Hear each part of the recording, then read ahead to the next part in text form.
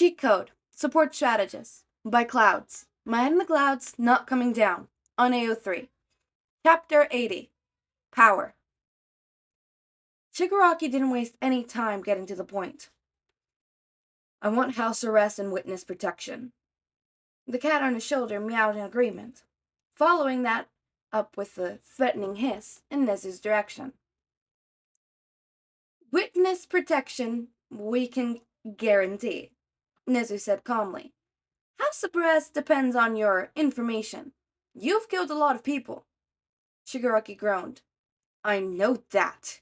And for the record, I know it might not be possible, but All for One picked me up when I was 5 years old and wandering in the streets. Is it too much to ask for a second chance at a normal life? His sensei raised him to be a killer. Shoto cut in. He was groomed to the next incarnation of the man who took him in, so it wasn't really something he chose. Which is something we will keep in mind when considering his sentence. Tsukuichi said, but that depends on the information he can give us. How about the identification of your mole, Trapper? Shigaraki offered. I bet you never thought to look past Minoru Mineta.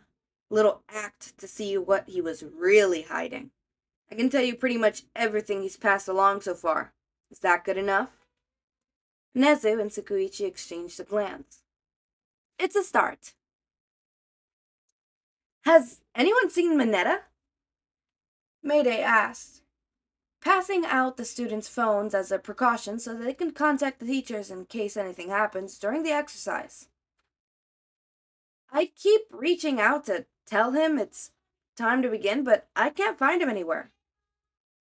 Let's just start without him, Tiger said sternly. There's no reason for the rest of the students to miss out just because he wasn't responsible enough to show up on time. Mayday sighed. I guess you're right. All right, kids, listen up. We're gonna have to take turns scaring and being tested. Class 1B will be the screeners the first round, and Class 1A will have to endure. Pixie Bob took over. Class 1A, you split into groups of 2. Your goal is to get a piece of paper from Ragdoll at the other end of the school and bring it back here. Class 1B, you may divide however you like, but your goal is to scare your classmates out of their pants. That's it, Monoma laughed. Oh, that'll be a piece of cake. I don't know, Tiger said vaguely. They might just surprise you. Also, we convinced the support course to help out, and they'll be working to scare both groups too, so there might be a few more surprises waiting for you. Bakugo grumbled. I swear to God, if it's glitter again.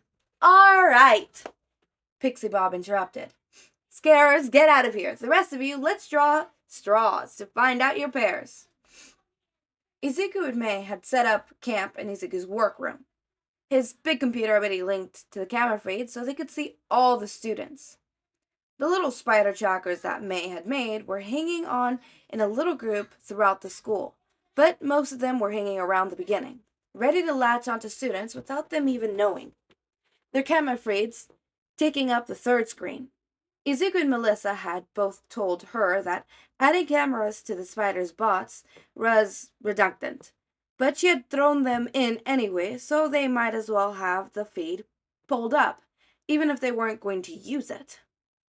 The pussycats were still giving instructions, so they were just stuck in that awkward waiting phase between action and anxiety that Izuku hated.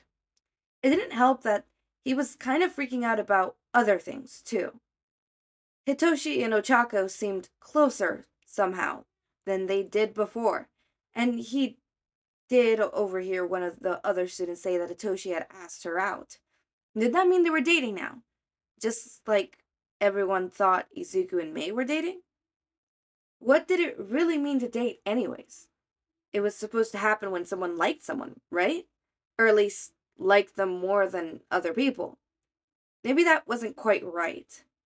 Izuku's mouth fell open in a quiet, oh. Maybe it wasn't that he was supposed to like Mei more, but that he liked her differently than everyone else? And that was true. Izuku liked Hitoshi and Ochako, obviously, but they didn't hold the same place as May. She was his partner in crime, and he didn't think anyone could ever come close to replacing her as that. Was that what liking someone meant? Okay, I can hear you overthinking from here. May poked him in the side. What's on your mind, Izuku? Izuku hammered and hawed for a moment. I think I might like you. May rolled her eyes. I like you too, Izuku. You wouldn't be my best friend if I didn't. That's not what I meant. Izuku mumbled. I think I might like you romantically. May's eyes widened. I don't think I heard that right. Izuku, can you speak up? Romantically, Izuku blurted, blushing now. I think I might like you romantically. I mean, maybe? I don't know, you're really important to me, and I can't imagine my life without you, but, like, it's more than that? You know, it's like I want you by my side as my partner for the rest of, well, I mean, we're still young, so things might change, but at least for now, and the crosshairs in May's eyes narrowed as she zoomed in on his face. Really? You're not lying? Izuku shook his head. I know neither of us are really used to people actually liking us, especially not in that way, but I don't know, people already think we're dating, and I guess, well, I'm not opposed to that maybe being the truth. May grinned and grabbed his hand. It would definitely be a lot more fun. Izuku chuckled awkwardly and squeezed her hand. So, does that mean you're my girlfriend now? Mm-hmm. May nodded. And you're my boyfriend. Because I feel the same way, and I never want to lose you. Ever. You're stuck with me and my babies forever. Got it? Izuku smiled widely. That sounds absolutely perfect. Good. May nodded in satisfaction before turning to the screen. Ooh, they're starting. Ochako watched Koda out of the corner of her eye as he glared at her classmates. He really seemed to hate heroes, and she wasn't quite sure why, but from the way he reacted when Hitoshi had brainwashed the pussycats, it probably had something to do with heroes putting themselves in danger all the time, and that just made her feel worse about the whole thing. Maybe she could find a way to make it up to him, but at the same time, he'd probably prefer it if she never talked to him again. So, she just didn't know what to do. This was one of those things where she couldn't just ask Izuku and Mei for advice because both of them were even more useless in social situations than she and Hitoshi were. And Mina tended to be a little too pushy. Definitely wouldn't go well. He'll be fine, don't worry, Mayday says softly. Well, his parents were heroes and he blames them for leaving him behind. Seeing us in danger just brought back some bad memories, is all. But he's a strong boy and we're here to help him. Assuming he accepts our help. I'm sorry, Ochako murmured. Mayday gave her a sad smile. You didn't know. He'll understand one day, it's just hard for a little boy when everyone seems to celebrate his parents' death just because they died as heroes. She patted Ochako's shoulder and sighed. Well, it's time for you and Asui to get going. Don't let that other class scare you too badly, alright? Ochako smiled and popped her knuckles. Oh, don't worry. I think I've got that covered. Mineta weaved his way through the tunnels and made his way up to the basement, while the rest of the class were busy doing that stupid test of courage. He was busy visiting every single backup generator and busting it by pouring sugar inside that he stole from the kitchens. Now, when he cut the power, the generators would fail just as quickly as the doors would be wide open for the League. Now he could find all the power switches, but that would take time that he didn't have if Shigaraki was already spilling his guts. Finding Kaminari was so much simpler. He kept to the tunnels until he saw a shock of yellow and black hair through the vents. He waited a little further and popped out of the hall. He made sure the door was closed before running up to catch. Hey! Kaminari, wait up! Mineta! Kaminari grinned. You made it! Yeah! Mineta lied. The pussycats told me to just run ahead and join your group. Well then, maybe we should scare them first. Mineta turned to Kaminari. Why don't you show them what you can really do?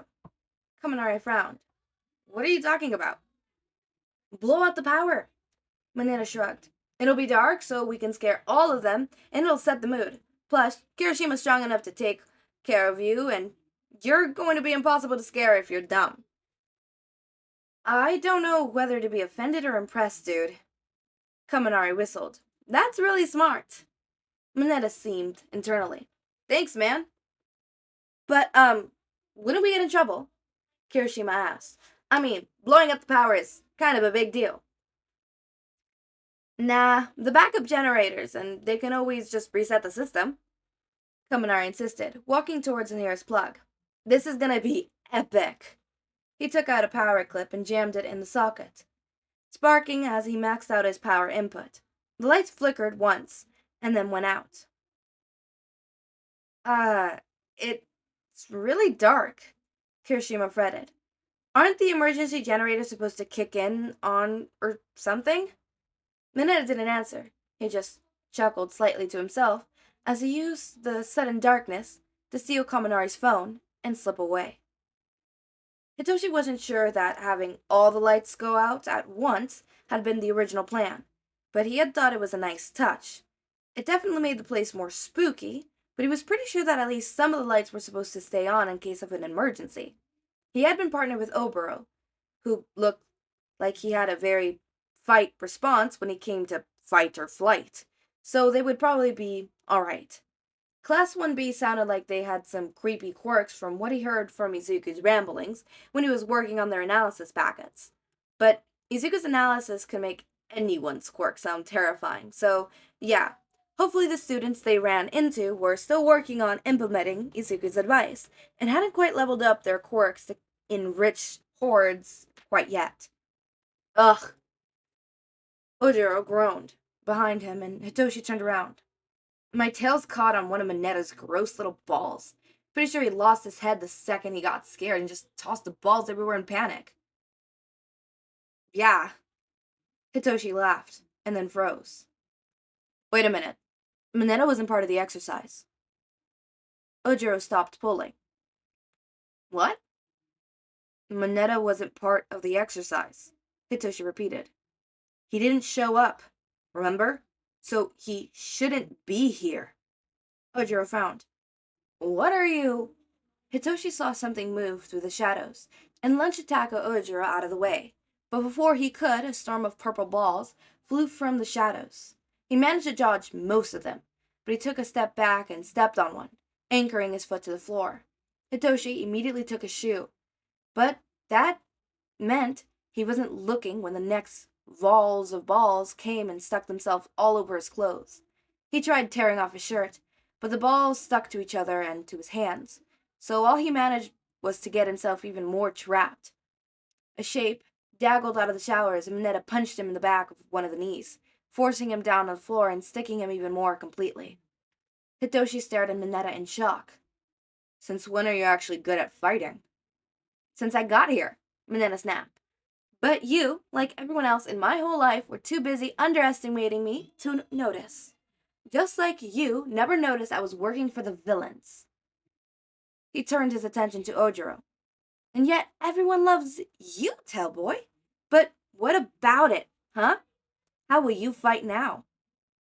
Ojiro tensed and raised his arm. I still got 4 limbs, you traitor. What did you do? I got the power, Mineta said, and poured sugar in the emergency generators. This whole place's security system is run on electricity. Without it, the villains can just walk right in. And honestly, I don't even have to fight you, you idiot. I've got what I came for. Ojiro's eyes narrowed. And what is that? Mineta pulled a spray bottle out of his bag and got to work, spraying the balls attached to Hitoshi to the floor. Bait. As he sprayed them, the balls turned green and took on a mossy appearance, and something clicked in Hitoshi's brain. Your trapper. Is Chikoro right? Todoroki wasn't the traitor. Why the fuck would Todoroki be the traitor? Mineta scoffed. He doesn't have the range. Do you know how hard it is to keep everyone from seeing my true colors?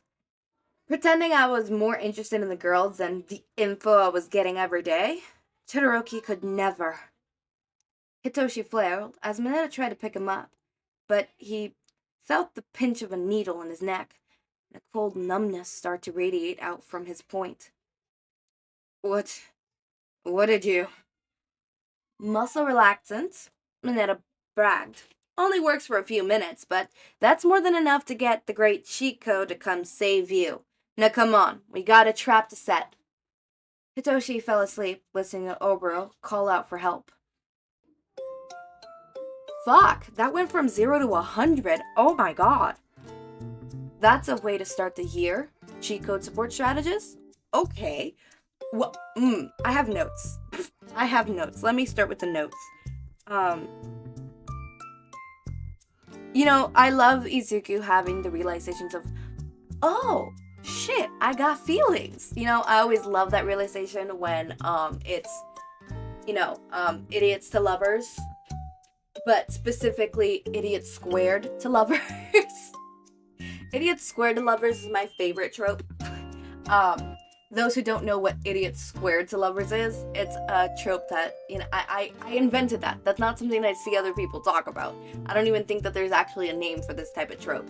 And if there is, well then, hi. I guess the trope would be everyone knows but they don't. Kind of trope, or no? Yeah. Everyone knows but they don't. Yeah, that would be the trope, right? But mixed in with idiots. This wouldn't necessarily be idiots squared to lovers, because idiots squared to lovers will involve both idiots to lovers and the trope, they all know, but they don't. So technically this wouldn't qualify. It qualifies for the squared part, they all know, but they don't. It just doesn't qualify for the whole mutual pining, oh, I didn't know you liked me, pining stuff. But it's like, okay, it's literally super obvious. You're being a doofus. But yeah, whatever. That specifically is my favorite trope for some reason. But yes, the whole, oh, I got feelings. And you know what? Izuku cut straight to it. He did not foggy gaggle. He did not, oh my god, he had the balls to just straight up ask. I can't. Okay. Now, personally, I could never. I thought we were gonna have the whole, he realizes, and then a couple chapters later, he, actually asks and stuff like that. That we're gonna have a little bit of the mutual pining kind of thing, or at least from Izuku's end, we would see the pining, because we don't really see Mei's point of view, so we wouldn't really see that. But we would see the pining from Izuku's point of view. No, there was no pining. Absolutely no pining. Izuku just straight up went, yeah, I like you romantically. Wow, okay, straight to the point. Straight to the point. Just like how this villain attack, it just straight to the point, from 0 to 100. It was, oh my god. Oh my god. I can't. It just happened so quickly, and I don't think he's gonna get kidnapped. I feel like the whole thing is gonna happen at UA. But oh my god. Is the power gonna come back on? Is the trauma boys gonna be safe? Is Shigaraki finally gonna get that life that he deserves? Are my trauma boys okay? Is everything gonna be okay? Okay. There's just so many questions, so many things, so many But yeah. As always, my raindrops, make sure to eat, sleep, drink water, take your meds. Have a wonderful day or night. Link to my socials and Discord server are down in the description. Subscribe to see more of my content, and thank you so much for watching.